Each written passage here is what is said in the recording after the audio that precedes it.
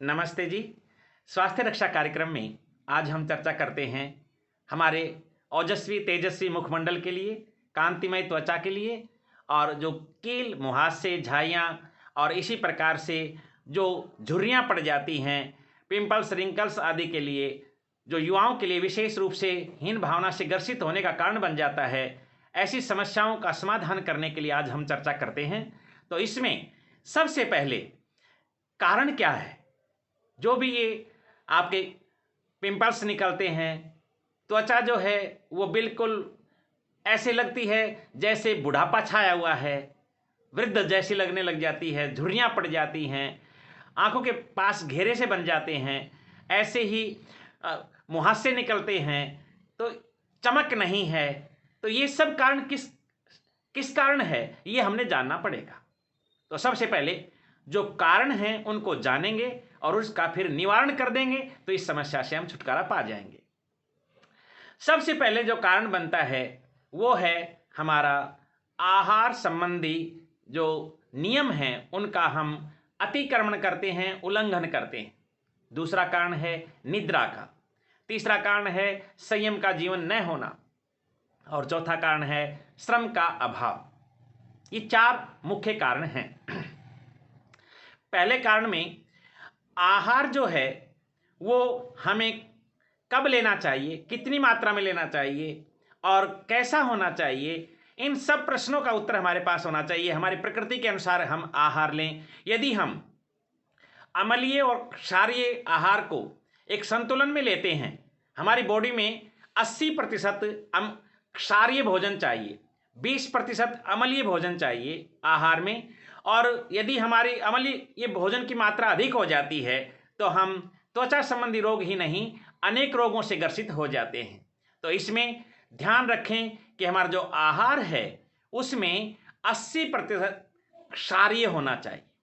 और इसमें सबसे महत्वपूर्ण जो रोल रहता है वो हमारी मुख के अंदर जो सलाइवा बनता है, लार बनती है, इसका सबसे महत्वपूर्ण अहम पार्ट है ये हमारी बॉडी को स्वस्थ रखने के लिए।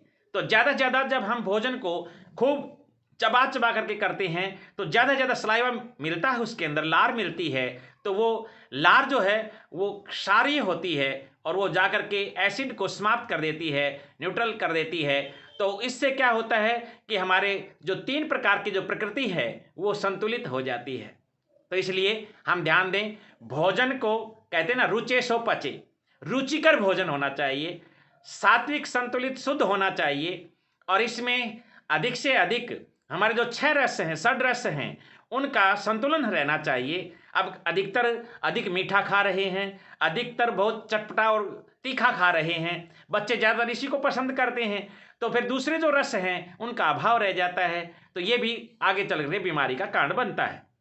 इसी प्रकार से बहुत ज़्यादा फास्ट फूड जो लेते हैं, जैसे कि आपने कोई भी डिब्बाबंद जो पदार्थ हैं, जो भोजन काफ़ी दिनों से तैयार होकर के बंद करके रखा हुआ है, उसका सेवन करते हैं, या फिर बहुत बासी भोजन होता है उसका सेवन करते हैं, या फिर बहुत ज़्यादा जो है वो तीखा है, मीठा है, इस प्रकार का जो भोजन करते हैं, वो सब हमारे भोजन में जो समस्याएं पैदा करता है वो जा कर के हमारे शरीर के अंदर पाचन संस्थान को विकृत करता है और वो अधपका रह करके गला सड़ा जो है जाकर के श्रांत पैदा करता है और वो श्रांत पैदा करके विषैला पदार्थ स्रावित होता है और वो विष जो है वो हमारे रक्त में मिल करके, और वो विष जो है वो मलमूत्र मार्ग से ठीक प्रकार से नहीं निष्कासित हो पाता है और वो न ही श्वास के द्वारा निष्कासित हो पाता है।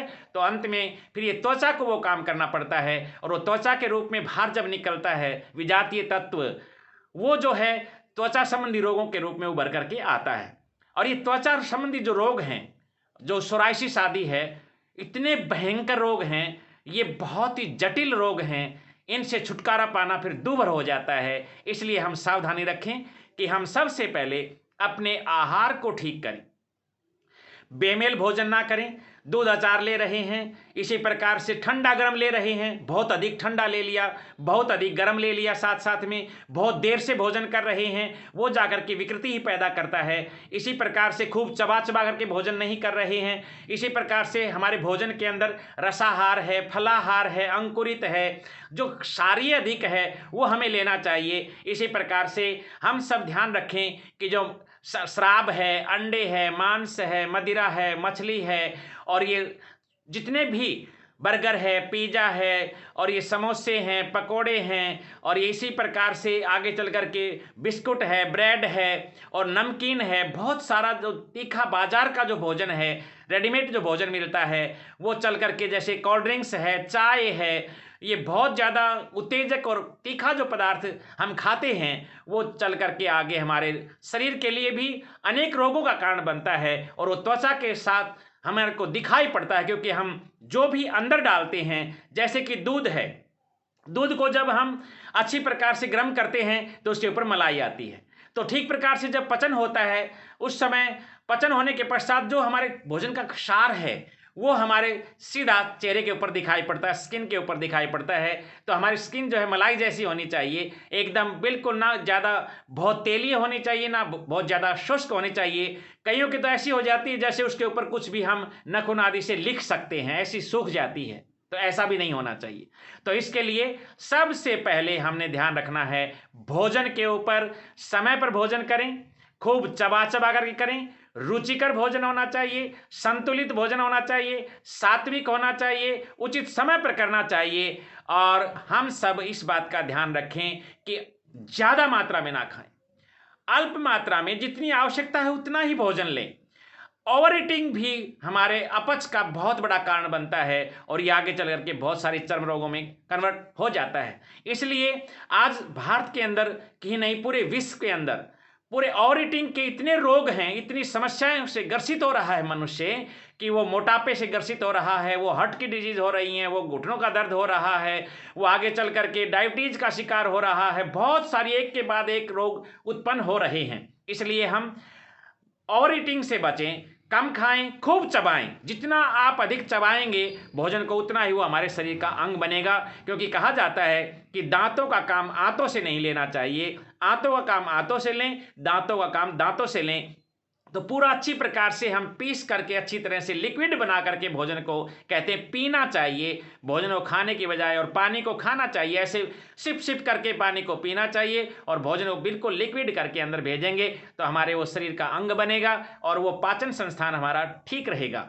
समय पर भोजन करना है, बहुत देर से भोजन नहीं करना, सायंकाल का भोजन बिल्कुल हल्का होना चाहिए, और वो भी हमारे को जब सूर्यास्त होता है उसी समय हमने भोजन कर लेना चाहिए। 7-8 बजे के लगभग भोजन हो जाना चाहिए, और वो अल्प मात्रा में होना चाहिए। भोजन करते ही हमने बिल्कुल भी सोना नहीं है, कुछ टहलना चाहिए, वज्रासन में बैठना चाहिए, और फिर उसके पश्चात हमें 40 मिनट तक एकदम पानी का प्रयोग नहीं करना है। लगभग आधा घंटा से 40 मिनट तक बिल्कुल भी हम भोजन के तुरंत बाद यानी ऊपर से पानी पीना बिल्कुल हानिकारक है, वो हमारे जठराग्नि को मंद कर देता है। जैसे कि पाकशाला के अंदर सब कुछ है, पाकशाला के अंदर पकाने के लिए सब कुछ है, सारी सामग्री उपलब्ध है, लेकिन केवल एक चीज नहीं है, और वो है अग्नि। यदि अग्नि नहीं है तो हम कोई भी चीज पका नहीं सकते। इसी प्रकार से जब हमारी जठराग्नि मंद हो जाती है तो पाचन हमारा बिगड़ जाता है, पाचन संस्थान बिगड़ जाता है, और फिर गैस्ट्रिक प्रॉब्लम होती है, अपच होती है, डकारें आती हैं, और इसी प्रकार से कब्ज हो जाता है, और सड़ान पैदा होकर के गैस जो मस्तिष्क में चढ़ जाती है, माथ भारी हो जाता है, आंत भारी तो माथ भारी हो जाता है, और माथ भारी तो पूरा साथ भारी हो जाता है, साथ भारी पूरा गात भारी हो जाता है, और ये सारा संसार जो है एक बिल्कुल दुखों का घर दिखाई पड़ने लगता है। निराशा, उदासी, हताश, बिल्कुल एकदम बिल्कुल नेगेटिविटी छा जाती है। इसलिए हम ध्यान रखें कि हम भोजन को जो है वो किस प्रकार से करें, ठीक समय पर करें, खूब चबा चबा कर करें, और बिल्कुल जो ठंडा पानी है, फ्रिज का पानी है, कोल्ड ड्रिंक्स हैं, इनको बिल्कुल बंद कर दिया जाए, क्योंकि ये हमारे पाचन संस्थान को विकृत करने का सबसे अच्छा कार्यक्रम है। जो हम आइसक्रीम खाते हैं, जो हम ठंडे पेय पदार्थ लेते हैं, जो हम बहुत ज़्यादा कोल्ड ड्रिंक्स आदि का सेवन करते हैं, ये हमारे स्वास्थ्य को विकृत करता है। इसी प्रकार से बेमेल भोजन से हम बचें। इसी प्रकार से आइसक्रीम लिया है और फिर उसके तुरंत बाद हमने जाकर के गर्मा गर्म कोई चीज़ दूध लिया है, वो एकदम बेमेल भोजन हो जाता है, वो हमारे शरीर के लिए बहुत नुकसानदायक है। इसलिए हम आहार पर विशेष ध्यान रखेंगे। आहार पर यदि हमने विशेष ध्यान रखा तो सारा जो हमारा स्वास्थ्य है वो आहार के ऊपर निर्भर करता है। आहार के साथ साथ यदि हमने अपनी दिनचर्या के ऊपर ध्यान नहीं दिया, दिनचर्या पर ध्यान नहीं देंगे, यदि ठीक से हम नींद पूरी नहीं लेंगे, तो फिर वो किया हुआ आहार भी हमारा विकृत हो जाता है।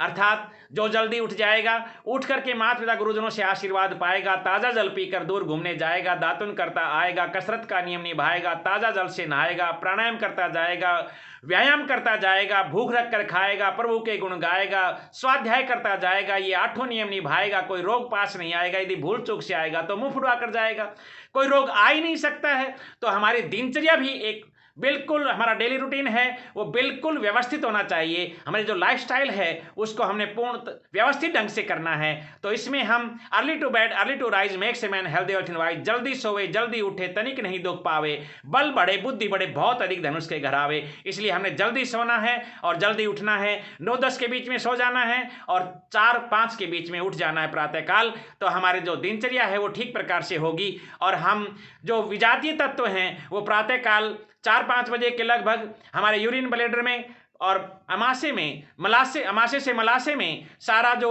हमारा मल है वो एकत्रित हो जाता है। यदि हम उसको विसर्जित नहीं करते हैं सूर्योदय से पहले पहले, तो वो आगे चल करके बहुत शुष्क हो जाता है और उसका जो जलीय अंश है वो आते सोख लेती हैं और वो कब्ज का शिकार हो जाता है, गैस्ट्रिक प्रॉब्लम बढ़ती है और धीरे धीरे हमारा मस्तिष्क भारी भारी लगने लगता है, उठने को मन नहीं करता है। तो कहते हैं ना कि आलसी व्यक्ति जो है वो भी बहुत खतरनाक है समाज के लिए। निकम्मा जो व्यक्ति है वो बहुत खतरनाक है और निकम्मे व्यक्ति के लिए ही ये सारे रोग बने हुए हैं। इसलिए हमने अपने जीवन के अंदर आलस्य को दूर भगाना है और श्रम करना है। परिश्रम जो व्यक्ति नहीं करेगा वो कभी भी स्वस्थ नहीं रह सकता है। परिश्रम के अभाव में, हम शारीरिक श्रम के अभाव में स्वास्थ्य को खो देते हैं। इसलिए ध्यान रखेंगे कि हम इतना श्रम जरूर करें कि एक बार शरीर में दिन में एक बार कम से कम पूरा पसीने से तरबतर हो जाए, मस्तिष्क पर और हमारे सीने पर पसीना आ जाए। इतना श्रम हमने प्रतिदिन करना है, ये नियम बना लेना है। इसी प्रकार से 20-25 मिनट धूप का सेवन अवश्य में करना है, इस बात का भी विशेष ध्यान रखेंगे। हाँ, एसी के नीचे सोना और इसी प्रकार से कूलर के सामने सोना, इसी प्रकार से पंखे को बहुत तेज चला करके उसके बिल्कुल नीचे सोना, इससे भी हमारे त्वचा संबंधी रोग बनते हैं और हमारा जो पसीना है वो ठीक प्रकार से निकल नहीं पाता है और इसमें बहुत सारी बीमारियां बढ़ जाती हैं। तो गर्मी के मौसम में भी यदि हम खुले चंद्रमा की चांदनी में, तारों की छांव में यदि खुले छत के ऊपर हम मच्छरदानी लगा करके और वहाँ पर विश्राम करते हैं तो और एकदम जो है त्वचा जो है वो कांतिमय हो जाती है और एकदम बिल्कुल शीतलता मिलती है। और यदि गर्मी बहुत है तो पसीना भी आ जाएगा, तो वो भी हमारे स्वास्थ्य के लिए है और वो पसीना भी हमारे को शीतलता प्रदान करने लग जाएगा थोड़ी देर के अंदर। तो हम संयम जरूर रखें। तो पहला बात हुआ कि हम सबसे पहले क्या करें कि आहार को ठीक करें। दूसरा कारण बनता है वो नींद पूरी नहीं लेना बनता है। आहार की विकृति पहला कारण था, उसका निवारण हम जान लिया। दूसरा कारण है कि हम नींद पूरी लें। यदि नींद संबंधी अनिद्रा का जो दोष है और ठीक से दिनचर्या ठीक नहीं है तो हम बिल्कुल भी स्वस्थ नहीं रह सकते। बिल्कुल भी हम ये पिंपल्स, रिंकल्स, कील, मुहासे, झाइयाँ और चर्म रोगों से, स्किन डिजीज और साथ साथ में बहुत सारे रोगों से बच नहीं सकते हैं। तो आइए हम 2 कारण हमने जाने, एक आहार का, दूसरा है वो अनिद्रा का और तीसरा है वो है हमारे संयम का। यदि जीवन में संयम नहीं है, असंयमित जीवन जिसका भी है वो स्वस्थ हो ही नहीं सकता। सारे संसार के वैद्य लग जाएं, सारे संसार के चिकित्सक डॉक्टर लग जाएं, सारे संसार के योगाचार्य लग जाएं, यदि व्यक्ति का जीवन संयमित नहीं है, असंयमित जीवन है, वो चाहे संयम अपनी इंद्रियों पर है, चाहे वो संयम आपके किसी प्रकार से है, चाहे वो आपके खाने पर है, देखने पर है, सूंघने पर है, स्पर्श करने पर है, जो भी आपका संयम का जो जीवन है वो नहीं है तो हम किसी भी रूप से स्वस्थ नहीं रह सकते और इन जो त्वचा संबंधी रोगों से और दूसरे रोगों से बच नहीं सकते। इसलिए हमारा संयम का जीवन होना चाहिए। स्वास्थ्य के साथ संयम का घनिष्ठ संबंध है। और इसी प्रकार से फिर चौथा आता है, वो आता है श्रम। यदि श्रम नहीं करते हैं हम, यदि प्रातःकाल उठ करके अपना शारीरिक व्यायाम नहीं करते हैं तो श्रम करें, और श्रम नहीं करते तो व्यायाम करें। एक काम तो करना पड़ेगा, पसीना तो निकालना पड़ेगा। पहले माताएं, बड़े बूढ़े, दादा दादी सब स्वस्थ रहते थे क्योंकि घर में ही सारा जो जिम की एक्सरसाइज हो जाती थी। सुबह उठते ही दादी अम्मा दूध बिलोती थी, 10-10 किलो दही को जो है वो रफड़ती थी और उसमें से शेर शेर मक्खन निकालती थी, और मक्खन निकाल करके वो दही, अध बिलोई दही भी पी लेती थी, और साथ में मक्खन जब निकालती थी हाथों की चिकनाई जो चेहरे पर लगा देती थी, वो चेहरा भी चिकना चिकना रहता था और एकदम पूरा मौसम बनता था। कोई किसी प्रकार की कब्ज रहती नहीं थी, क्योंकि जो लस्सी है, छाछ है, ये पेट के लिए बहुत जबरदस्त है और कब्ज आदि के लिए, शरीर की गंदगी को बाहर निकालने के लिए बहुत अच्छी है। तो ये उसका सेवन होता था। अब लेते हैं चाय, अब लेते हैं सुबह सुबह उठ करके तंबाकू, अब लेते हैं मौसम बनाने के लिए दूसरी चीजें। तो उन चीजों से तो बीमारी बढ़ती है, घटती नहीं है। इसलिए हम ध्यान रखें कि श्रम जरूर करें। तो वो सुबह सुबह दूध बिलोने का व्यायाम करती थी, चक्की चलाने का व्यायाम करती थी, मोटा आटा होता था, चोकर सहित आटा होता था, और वो भी उसमें चने मिलाए हुए होते थे। चना अपने आप में ही जो है वो स्किन डिजीज के लिए और रक्त की शुद्धि के लिए बहुत जबरदस्त है, बहुत ताकतवर है। घोड़ा चने का सेवन करके और सबसे ताकतवर जानवर माना गया है, क्योंकि जितनी भी मशीन है उसकी पावर को जो मापते हैं वो हॉर्स पावर से ही मापते हैं। कोई लॉयन पावर नहीं कहता है, कोई हैंड पावर, मुर्गी पावर नहीं कहता है, कोई भैंस पावर नहीं कहता है, सभी कहते हैं हॉर्स पावर। अर्थात घोड़े के अंदर सबसे अधिक शक्ति मानी गई है, क्योंकि घोड़ा जो है वो बिल्कुल जो है घास फूस खाता है, चने का सेवन करता है और वो बिल्कुल मांसाहार नहीं करता है। तो ध्यान दीजिए, घोड़ा सबसे ताकतवर जानवर माना गया है। इसलिए हम यदि अपनी ताकत को बढ़ाना चाहते हैं तो चने का प्रयोग जरूर करें और शुद्ध सात्विक संतुलित आहार का सेवन करें और खूब श्रम करें। तो ध्यान दीजिए, आटे को, मिक्स आटे की रोटी लें, चोकर युक्त आटे की रोटी लें, मैदा है, नमक है, ये सब व्हाइट पॉइजन माना जाता है, चीनी है, ये बहुत खतरनाक है, रिफाइंड है, ये जहर माना जाता है। इसी प्रकार से जो एल्यूमिनियम के जो बर्तन है उनमें पका हुआ भोजन है वो बहुत खतरनाक माना जाता है। कुकर का भोजन भी ज्यादा उचित नहीं माना जाता है, इसलिए हंडिया में पकाते थे, मिट्टी के बर्तनों में पकाते थे, नहीं तो हम दूसरे बर्तनों का प्रयोग कर सकते हैं। इसलिए हम 3 व्हाइट पॉइजन से बचें। कौन कौन से बताए? मैदा है, नमक, व्हाइट नमक है, और इसके साथ साथ शुगर है, चीनी है। इससे 3 से बचें। और इसका साथ में विकल्प है, उसका हम प्रयोग कर सकते हैं। गुड़ का प्रयोग करें, शहद का प्रयोग करें, साथ में शक्कर है उसका प्रयोग करें, देसी खांड का प्रयोग कर सकते हैं, खजूर है, मुनक्का है, किशमिश है, बहुत सारी चीजें हैं, गन्ने का रस है, बहुत सारी चीजें हैं, मीठे का प्रयोग कर सकते हैं हम उसमें। और इसी प्रकार से हम, मैदा है, मैदा का कोई प्रयोग है ही नहीं हमारे जीवन के अंदर। आटे की रोटी खाएं, आटे से ही बनाएं, सब कुछ बनाने हैं वो सब कुछ, क्योंकि मैदा से सारी बिस्कुट आदि जो भी फास्ट फूड है मैदा से बनाया जाता है, तो उससे हमारे कॉन्स्टिपेशन होता है और वो जो कब्ज है वो सारे रोगों की जड़ बन जाता है एक किस्म से। तो इस कारण से हम ध्यान रखें कि हम नमक का भी विकल्प रखें। नमक का क्या विकल्प है? नमक जो व्हाइट नमक है उसका विकल्प है कि हम सेंधा नमक का प्रयोग करें। लाहौरी नमक बोलते हैं उसको, सेंधा नमक बोलते हैं। काला नमक का भी प्रयोग किया जा सकता है, उसी का हम प्रयोग करें तो हम स्किन डिजीज से बच जाएंगे। तो ज़्यादा तीखा खाते हैं, जो बहुत ज़्यादा तला भुना खाते हैं, बहुत ज़्यादा रिफाइंड का ऑयली जो खाते हैं उससे हम बचें। दूध, दही, मक्खन, मलाई, लस्सी, छाछ खूब प्रयोग करें, उसमें कोई मनाही नहीं है। लेकिन जो ये रिफाइंड है, चीनी है, मैदा है, बहुत ज़्यादा मिठाई है, बहुत ज़्यादा तीखा है, उससे हम बचें। तो इस कारण से सुबह सुबह चक्की माताएं चलाती थी, वो जिम की एक्सरसाइज हो जाती थी, ऐसी पानी निकालती थी कुएं से। अभी जो आरओ का पानी पीते हैं हम बहुत ज़्यादा मात्रा में, इसमें वो तत्व रहते ही नहीं हैं, वो सब निकल जाते हैं। तो हम जो तत्व होने चाहिए पानी के अंदर हमारे शरीर के लिए जो हितकर हैं वो सब निकाल दिए जाते हैं, क्योंकि ये मजबूरी भी हो गई आज के दिन, क्योंकि पानी इतना प्रदूषित हो गया है। तो हम यदि उसको मिट्टी के घड़े में रख देते हैं, चाहे वो आरओ का पानी हो चाहे दूसरा पानी हो, तो वो फिर हमारे पीने योग्य अनुकूल हो जाता है और वो भी हमारे स्वास्थ्य के लिए हितकर हो जाता है। इसी प्रकार से हम श्रम खूब करें, खूब मेहनत करें, खूब परिश्रम करें, पुरुषार्थ करें, खूब पैदल चलने का अभ्यास करें, धूप का सेवन करें। धूप में 15-20 मिनट प्रातःकाल जरूर स्किन डिजीज के लिए बहुत महत्वपूर्ण है। सन बाथ जरूर लें और वो खुले बदन लेना चाहिए, उसको हम जरूर प्रयोग करें। ऐसे ही ध्यान देंगे। साथ साथ में हम श्रम में यदि श्रम नहीं करते हैं तो फिर हम क्या करें, हम व्यायाम करें, हम सुबह सुबह कसरत करें जो प्रतिदिन हम करते हैं। इसी प्रकार से एक बार इतना व्यायाम जरूर करें जिससे कि हमारे पूरे शरीर का जो है प्योरीफाई हो जाए, पसीना निकल जाए, सारी गंदगी निकल जाए। वो हम करेंगे तो एकदम हमारा पूरा मुखमंडल और पूरी जो त्वचा है वो एकदम कांतिमय हो जाएगी। स्किन जो है डिजीज है वो नहीं होंगी। Prevention is better than cure, इलाज से परहेज बेहतर है। पहले हम बीमारी करें और फिर हम यदि उसका उपचार करें तो ये हमारी कोई विशेष जो है बुद्धिमत्ता नहीं है। इसलिए हम बीमार पड़े ही ना, ये ध्यान रखना है। हमारे चर्म रोग हो ही ना, हमारी ये समस्याएं उत्पन्न ही ना हो, तो ये हम ध्यान रखेंगे। इसी प्रकार से जो व्यायाम के अंदर है वो कसरत करें, पेट संबंधी जितने भी आसन व्यायाम हैं वो करें हम। और इसी प्रकार से हम प्राणायाम का अभ्यास करें। प्राणायाम बहुत महत्वपूर्ण है। प्राणायाम जो है वो शीतली है, शीतकारी है, बाह्य प्राणायाम है, उज्जाई है, भ्रामरी है, नाड़ी शुद्धि प्राणायाम है। इनका हम अधिक मात्रा में प्रयोग कर सकते हैं। सारे प्राणायाम ही अच्छे माने गए हैं इसके लिए।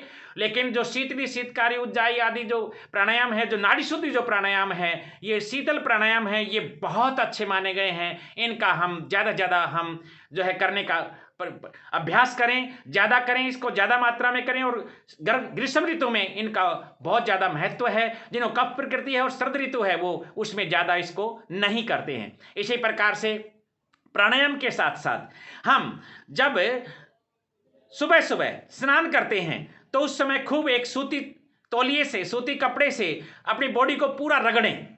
पानी को ताज़ा जल होना चाहिए। ज़्यादा गर्म पानी से नहाना भी त्वचा रोगों को आमंत्रित करता है।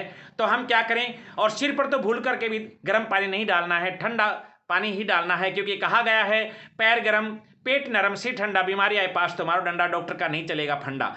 तो आइए हम शीतल जल से, ताज़ा जल से स्नान करेंगे और सूती कपड़े से खूब रगड़ रगड़ के, खूब अच्छी प्रकार से घर्षण कर करके ऐसे ऐसे खूब त्वचा को कांतिमय बना देंगे। एकदम सारी बीमारी छूट जाती है। हाँ, तो बहुत ज़्यादा जो है केमिकल युक्त जो हमारे सौंदर्य प्रसाधन है उनका प्रयोग करते हैं तो वो त्वचा रोगों से बच नहीं सकते, खुश्की रहती रहती है और त्वचा रोग ज़्यादा हो जाते हैं। तो हम क्या करें कि मुल्तानी मिट्टी है, ये बहुत ज़बरदस्त काम करती है। मुल्तानी मिट्टी को बारीक पीस करके और उसको यदि हम नीम के पानी के अंदर, नीम का पानी है उसमें नीम के पानी में पत्ते डाल करके और 2 गिलास पानी है उसमें पूरा भर दें उन पत्तों को, और यदि वो 1 गिलास रह जाता है उस समय उसको उतार लें और उस पानी में ही मुल्तानी मिट्टी को भिगो दें और उसको जो है वो लेप है वो रख लें किसी मिट्टी बर्तन में। और वो आप जो है सप्ताह 15-10 दिन प्रयोग कर सकते हैं। पूरा साबुन की तरह, शैम्पू की तरह से लगा सकते हैं। एकदम कोई हानि नहीं है। कोई बाल झड़ने की भी समस्या, कोई स्किन संबंधी समस्या, कोई किसी प्रकार की स्किन डिजीज है उसके लिए बहुत ही अच्छी चीज़ है वो। उसी में ये हल्दी है, चंदन है, नींबू है, एलोवेरा है, कच्चा दूध है, ये सब चीज़ें हैं। उसका हम लेपन पोतन कर सकते हैं और वो नहाने से पहले करना है। नहाने से पहले करेंगे तो उससे लाभ हो जाएगा। अकेला बेसन बहुत अच्छा काम करता है। बेसन के अंदर यदि हम हल्दी और मिला दें, उसके अंदर थोड़ा सा कच्चा दूध मिला दें, उसी के अंदर चंदन बुरादा मिला दें, उसी के अंदर हम नींबू मिला सकते हैं और उसका जो लेपन है वो कर सकते हैं। एलोवेरा अकेला बहुत ज़बरदस्त काम करता है। एलोवेरा का जो है कोई भी सौंदर्य प्रसाधन ऐसा है ही नहीं जिसमें एलोवेरा का प्रयोग ना होता हो। एलोवेरा को भी खा भी लेना है और लगा भी लेना है, तो एलोवेरा का खूब प्रयोग करें हम। और इसी प्रकार से वही चीज़ ज़्यादा हम प्रयोग करें लगाने के लिए जो हम खा सकते हैं, क्योंकि अंदर से जो खाते हैं वही तो स्किन में दिखाई पड़ता है। तो हम जो चीज़ें सेवन कर सकते हैं, आहार में ले सकते हैं, उन्हीं का ही हम ज़्यादा प्रयोग करें। उसमें संतरा है, नींबू है, पपीता है, केला है, इसी प्रकार से आपका जो हल्दी है, मेथी है, धनिया है, पुदीना है, ये सारे ही चीज़ें हैं। ये सब चीज़ें हम खा सकते हैं, इसलिए इनको हम लगाने का भी प्रयोग कर सकते हैं। इसी प्रकार से दही है, छाछ है। पहले माताएं जो लस्सी से ही सिर को धो लिया करती थी, ऐसे ही दही का उटन कर लिया करते थे और दूल्हे को भी उटन लगाया करते थे। जौ का और चने का आटा मिला करके उससे खूब लगाते थे, उसमें हल्दी मिलाते थे, है ना, उसमें थोड़ा तेल मिला देते थे, खूब रगड़ते थे। ऐसे ही हम वो लेपन कर सकते हैं, उससे हमारे लाभ हो सकता है। जो डेड कोशिकाएं हैं वो जो है वो नई कोशिकाओं में जो कन्वर्ट हो जाएंगी, जो मृत कोशिकाएं हैं वो निकल जाएंगी और नई कोशिकाएं बनेंगी। तो हम व्यायाम करें, कसरत करें, और कुछ ये जो हम खाने पीने की चीज़ें हैं इन पर भी विशेष ध्यान रखें, ध्यान दीजिए।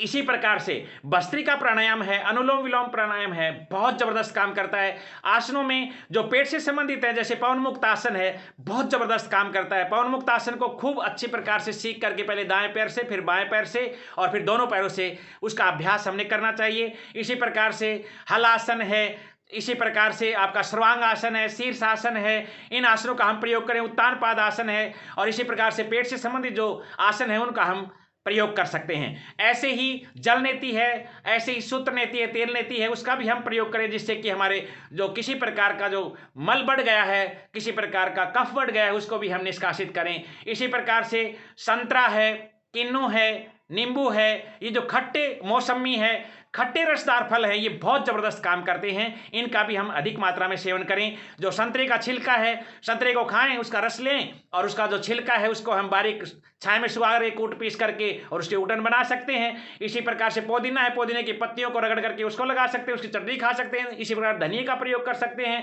इसी प्रकार से हम एलोवेरा का प्रयोग कर सकते हैं, और साथ साथ में बेसन है, हल्दी है, मेथी है, मुल्तानी मिट्टी है, इन सब को बराबर मात्रा में कूट पीस करके मिला लेते हैं, और इसी में नीम के जो पानी है, नीम के पत्तों का जो रस है वो मिला लेते हैं। ये जबरदस्त उबटन बन जाती है। सोते समय यदि हम मलाई लगाएं, मलाई का प्रयोग करते हैं चेहरे के ऊपर, पहले जो है दूध को गर्म करते थे मिट्टी के बर्तन में, और फिर उसको जो है रात को जब उसको धोते थे उस दूध के बर्तन को, तो उस समय उसमें से खुरचन निकलती थी, उसको हाथों पर भी लगाते थे, चेहरे पर भी लगाते थे। ये हमने खूब करके देखा है। इसलिए जो बड़े बूढ़े थे, माताएं थे, वो सबका चेहरा चिकना चिकना रहता था, एकदम चमचमाता हुआ रहता था। वो चिकनाई खाते थे और चिकनाई को बचाते थे, पचाते थे और लगाते थे भी थे। और अब उल्टा हो रहा है, चिकनाई से बचते हैं, सारी जो है वो सूखी चीजें खा रहे हैं, और सब चीजों को जो कुछ खा भी लिया चिकनाई, तो उसको पचा नहीं पाते, पचा भी पा लेते हैं तो बचा नहीं पाते, सब उल्टा काम हो रहा है। तो आइए, जैसे गाजर है, टमाटर है, खीरा है, इन सब का रस हम लगा भी सकते हैं। इनको खूब खाएं, सलाद के अंदर इसका खूब प्रयोग करें। दूध में हल्दी डाल करके लें, सोते समय शहद भी डाल करके लेना, वो बहुत अच्छा रहता है। शहद का प्रयोग भी हम लगाने में भी कर सकते हैं। इसी प्रकार से आधा कटोरी जो है वो दही लेकर के, और उसमें थोड़ा सा चौथाई चम्मच मेथी मिला करके, और वो मिला करके हम थोड़ा नींबू रस मिला करके उसका भी हम खूब मालिश करें गर्दन की और चेहरे की। इससे बढ़िया कोई जो कांतिमय बनाने के लिए कुछ है ही नहीं। और इसी प्रकार से ये बहुत सारी चीज़ें हैं कि हम इनका प्रयोग करेंगे तो लाभ उठाएंगे। ऐसे ही जो तेल लगाने वाला है, बहुत परफ्यूम वाला तेल जो लगाते हैं उससे भी नुकसान होता है, केमिकल युक्त तो परफ्यूम होता है। तो हम सामान्य रूप से नारियल का तेल का प्रयोग करें, सबसे अच्छा माना गया है नारियल का तेल स्किन के लिए। नारियल का तेल है, बादाम का तेल है, इसी प्रकार से देसी गाय का घी घृत है, या फिर इसके अभाव में आप सरसों तिल का तेल का प्रयोग कर सकते हैं, क्योंकि हम उनको खा सकते हैं, उनको ले सकते हैं। इसी प्रकार से बहुत जबरदस्त एक बात और ध्यान रखना है, किसी भी प्रकार से वेग को नहीं रोकना है। यदि हम वेग को रोकते हैं तो हम बीमारी से बच नहीं सकते हैं। तो जब भी कोई भी वेग आता है, चाहे वो मलमूत्र से संबंधित है, चाहे जंबाई है, छींक है, चाहे किसी प्रकार का कफ निष्कासित हो रहा है, गैस्ट्रिक प्रॉब्लम है, अपान वायु है, इन सभी वेगों को हमने रोकना नहीं है, इसका भी हमने विशेष ध्यान रखना है। इसी प्रकार से हम ध्यान रखेंगे कि यदि हम ऐसे ही मिट्टी का लेप करना भी, देसी जो मिट्टी होती है वो लगभग 1 फुट नीचे की मिट्टी, काली मिट्टी निकाल करके उसको पीस करके शाम को भिगो देते हैं, और प्रातःकाल उसका लेप करना भी बॉडी के लिए बहुत अच्छा है। मड स्नान बोलते हैं उसको, धूप स्नान बोलते हैं। इसी प्रकार से हम गीली मिट्टी के साथ साथ यदि मिट्टी उपलब्ध नहीं है तो हम सूती चादर को भिगो करके उसका चादर को भी हम लपेट ले सकते हैं, गिल्ली चादर लपेट बोलते हैं उसको। धूप के अंदर कम्बल ऊपर से उड़ा देते हैं, चेहरे को जो है धूप से बचा करके, और सिर के ऊपर जो है गीला कपड़ा रख करके उसका भी प्रयोग हम कर सकते हैं। इसी प्रकार से ध्यान रखिए, सिर पर बर्फ, मुंह में शक्कर, दिल में आग, पैर में चक्कर, बड़ा जबरदस्त सूत्र है। हम कूल रखें। हम यदि क्रोध करते हैं तो क्रोध करने वाले का चेहरा कभी फूल की तरह से खिलेगा ही नहीं। गुस्से से बचें, जितना भी हो सके हम क्रोध से बचें और इसी प्रकार से अनावश्यक चिंतन से बचें। इसी प्रकार से टीवी और मोबाइल का जो अति प्रयोग है, अनावश्यक प्रयोग है, उससे हम बचें। यदि हम बहुत ज़्यादा उसका प्रयोग करते हैं तो ये काले काले जो है आंखों के नीचे घेरे से बन जाते हैं और हम आजकल जो बूढ़े जैसी हो जाती है। इसी प्रकार से हम ध्यान रखें कि हमारा जो चिंतन है वो सकारात्मक होना चाहिए। कामुकता युक्त यदि चिंतन होगा तो हम बिल्कुल भी स्वस्थ नहीं रह सकते और वो सीधा चेहरे के ऊपर दिखाई पड़ता है। निकम्मापन बहुत भयंकर बीमारी है कि आलस्य प्रमाद जो करते हैं उससे हमें बचना चाहिए। हमारा सिर कुल यानी कि हमारी मस्तिष्क ठंडा रहना चाहिए। सिर पर बर्फ, मुंह में शक्कर, दिल में आग, पैर में चक्कर और इसी प्रकार से पैर गरम, पेट नरम, सिर ठंडा, बीमारी आए पास तो मारो सिर। देखिए, पैर गरम, पेट नरम, सिर ठंडा, बीमारी आए पास तो मारो डंडा, डॉक्टर का नहीं चलेगा फंडा। ये जबरदस्त काम है, ना किसी का भी फंडा नहीं चलेगा। फिर तो हमारे जो पैर हैं वो गर्म रहने चाहिए, पेट नरम रहना चाहिए, सिर कुल रहना चाहिए, ठंडा ठंडा रहना चाहिए। तो हम हमेशा जो है शांत भाव में रहें, प्रसन्न मुद्रा में रहें, सकारात्मक सोच के साथ रहें, स्वीकृति के भाव में रहें, समाधान पूर्वक जिएं, समझ पूर्वक जिएं। तो हमारा ये विशेष रूप से हमारी त्वचा है, हमारा फेस है, वो फूल की तरह से चमकता रहेगा, उदय होते सूर्य की तरह से चमकता रहेगा। इसी प्रकार से ध्यान दीजिए, हम स्नान करें तो वो घर्षण स्नान करें, ताज़ा जल से स्नान करें और स्नान गर्मी की ऋतु में दोनों समय जरूर करें। और इसी प्रकार से हम सब ध्यान रखेंगे कि किसी भी प्रकार से हमें कब्ज नहीं होने देना चाहिए। कब्ज से बचना है, इस बात का विशेष ध्यान करना है। और ये ध्यान दीजिए कि कई बार चाहिए चाहिए चाहिए, इस चाहिए से भी बचना है अपने को, बस करना है। ऐसे तो बहुत सुनते हैं कि सुबह जल्दी उठना चाहिए, व्यायाम करना चाहिए, ये करना चाहिए, वो चाहिए, वो चाहिए, वो चाहिए। नहीं, मुझे सुबह जल्दी उठूंगा, उठना है, मुझे उठूंगा, मैं उठता हूं, मुझे व्यायाम करना है, मैं करूंगा। पुरुषार्थ ही इस जीवन में सब कामना पूर्ण करता है। मन चाहा सुख उसने पाया, जो आलसी बनकर पड़ा न रहा। काम करना आदमी का काम है, काम के बिना आदमी नाकाम है। खाली रहने वाला मन सोचता बेसुरी सदा, ये खाली मन ही तो शैतान है। कल करना सो आज करें हम, ना पल भर बर्बाद करें हम, थक कर ही आराम करें हम, काम करें हम, काम करें, जीवन में ऊंचा नाम करें। बाधाएं कब रोक सकी आगे बढ़ने वालों को, मौत भी कब डरा सकी मर कर जीने वालों को। बाधाओं से डर कर नौका पार नहीं होती और कोशिश करने वालों की कभी हार नहीं होती। इसलिए हमने खूब पुरुषार्थ करना है, खूब मेहनत करना है, आलस्य को फटकने नहीं देना है, हर समय क्रियाशील रहना है। मुझे बिल्कुल हर समय पॉजिटिव थिंकिंग में रहना है, प्रसन्न रहना है, खुश रहना है, फूल की तरह से हमारा चेहरा खिला हुआ रहना चाहिए। और फिर भी कोई किसी प्रकार की समस्या हो जाती है तो हम अपने आहार के द्वारा, दिनचर्या के द्वारा, संयम सदाचार के द्वारा, आसन व्यायाम प्राणायाम के द्वारा, यौगिक चिकित्सा के द्वारा, प्राकृतिक चिकित्सा के द्वारा इन सब समस्याओं से हम छुटकारा पा सकते हैं। आप खूब स्वस्थ रहें, आप खूब मस्त रहें, लेकिन अस्त व्यस्त ना रहें। बहुत बहुत शुभ, बहुत बहुत धन्यवाद, बहुत बहुत शुभकामनाएं। आपका चेहरा बहुत ओजस्वी हो, तेजस्वी हो। आप आज से ही इस कार्य को करेंगे, चाहिए नहीं अभी करना है मुझे, मैं बिल्कुल करके दिखाऊंगा, ऐसा आपने सोचना है। बहुत बहुत धन्यवाद। नमस्ते जी।